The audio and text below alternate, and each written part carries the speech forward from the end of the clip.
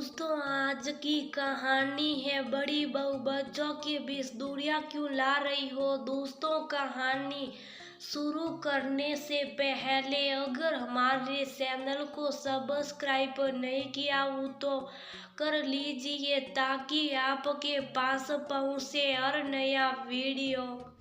कमला जी के दो बेटे हैं और दोनों एक ही सोसाइटी में अपने अपने फ्लैट में रहते हैं। सबका लगभग हर दिन का आना जाना लगा ही रहता है, पर उनकी बहुएं जरा कम एक दूसरे के घर जाती है। कमला जी भी दोनों बेटों के घर बारी बारी और ज़रूरत के हिसाब से रहती है।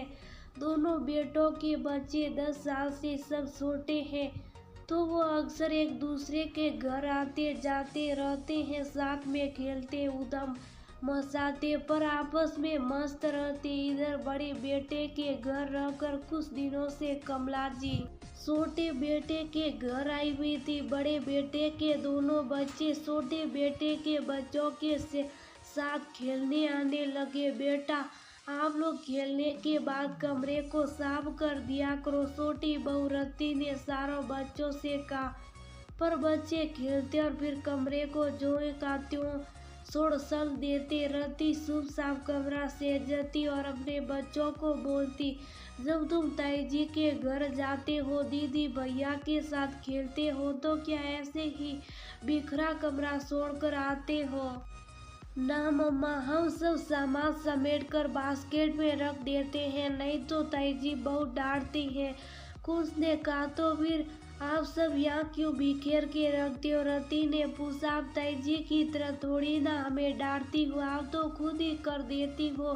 कुछ के मुंह से ये सुनकर रति सोच में पड़ गई। अगले दिन जब बच्चे खेलने आए तो रति ने पूछा, देखो बच्चों, खेलना है तो कमरे को फिर साफ करके जाना होगा। मैं बार बार साफ सफाई नहीं करती रहूंगी और गंदा छोड़कर गए तो खेलने नहीं दूंगी।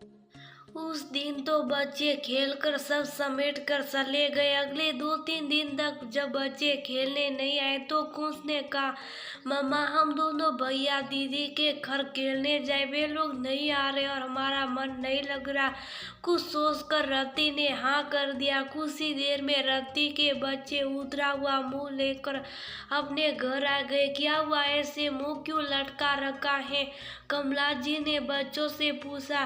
दादी ताई जी ने हमें कहा तुम्हारी मम्मी मेरे बच्चों से घर साफ करवाती है, तो ये दोनों वहाँ नहीं जाएंगे और ना तुम उनके साथ खेलोगे। कुछ मुंह लटका कर बोला। रति बहू गुस्से में कमलानी जी ने बहू को आवाज दिया। रति जल्दी से भाग कर आई और बोली, क्या हुआ मम्मी जी, तुम नेहू और ने से घर साफ करवाती हो? वो तुम्हारे जेठ के बच्चे, तुम्हें ये सब शोभा देता है क्या? वो तुम्हारे घर काम करे। कमला जी गुस्से में बोली, मैं क्यों घर साफ करवाऊंगी मम्मी जी, मैं तो बस खेलने के बाद खिलौने समेट कर कमरा साफ करने बोली थी। पता नहीं भाभी को बच्चों ने क्या कहा और वह क्या समझ बैठी। वैसे कुंस और कुछ जब भी ऊपर खेलने जाते तो वह सब समेट कर आते, फिर नेहू और नेव क्यों नहीं कर सकते? मैंने तो कभी नहीं कहा भाभी मेरे बच्चों से घर साफ करवाती है। और आप ही तो बताइए ना, क्या ये दोनों जब ऊपर खेलने जाते भाभी का घर गंदा ही छोड़कर आते? रति ने पूछा। नहीं बहू, ये बात तो सच है। तनु बहू थोड़ी कड़क स्वभाव की है, ये दोनों उससे डरते भी हैं और उसके अपने बच्चे माँ की मार से बचने के लिए समेट कर रख देते, पर तुम्हें कभी बच्चों को डांटते हुए भी नहीं देखा। तभी मुझे लगा तनु ऐसा क्यों बोल रही है। कमला जी ने कहा, अच्छा मैं बच्चों को बुलाती हूँ, तनु मना करेगी तो उसको समझा दूंगी। बच्चों के बीच ऐसा व्यवहार उसको शोभा नहीं देता।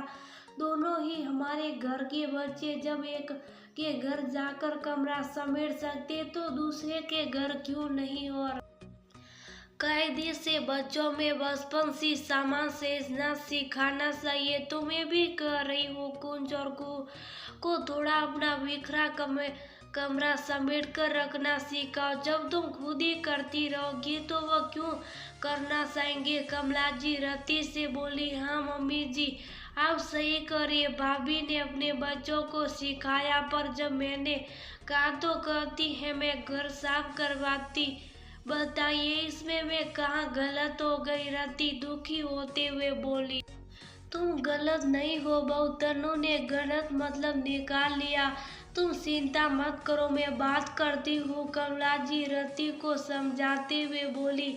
कमला जी ने तनु को फोन कर बच्चों को भेजने का। जब नेहू और नेकुंस के घर आई तो कमला जी ने पूछा, बेटा अपनी आपकी सासी आपसे कब घर साफ करवाती है, जो आपने मम्मी से कह दिया। वो दादी उस दिन हम थोड़ा लेट हो गए, तब ट्यूशन टीचर आ गई थी। मम्मा ने पूछा देरी क्यों हुई, तो हमने कहा सब सामान समेट रहे थे, बस इतना ही।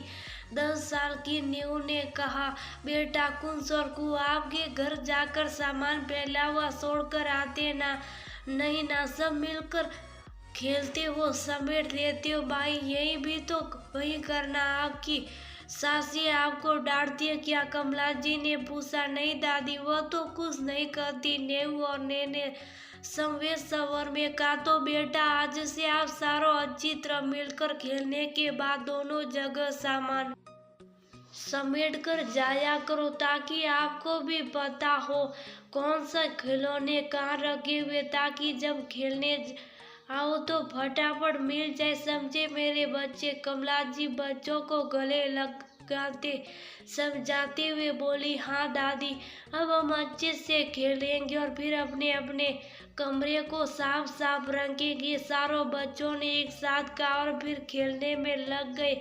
कमला जी ने तनु को भी समझाते हुए कहा, बहू बच्चों की बात पर तुम अपनी देवरानी पर इल्जाम लगाई, सो अलग छोटे बच्चों के बीच दूरियां क्यों ला रही थी। उन्हें साथ खेलने में खुशी मिलती, उससे तुम्हें तकलीफ क्यों होती। थोड़ा अपने कठोर स्वभाव को नरम करो, नहीं तो बच्चों पर इसका बुरा असर होगा। तनु कुछ दिनों तक ठीक रहती, फिर अपने स्वभाव अनुसार व्यवहार करने लगती, फिर बच्चों को देख सुधरने की कोशिश करती।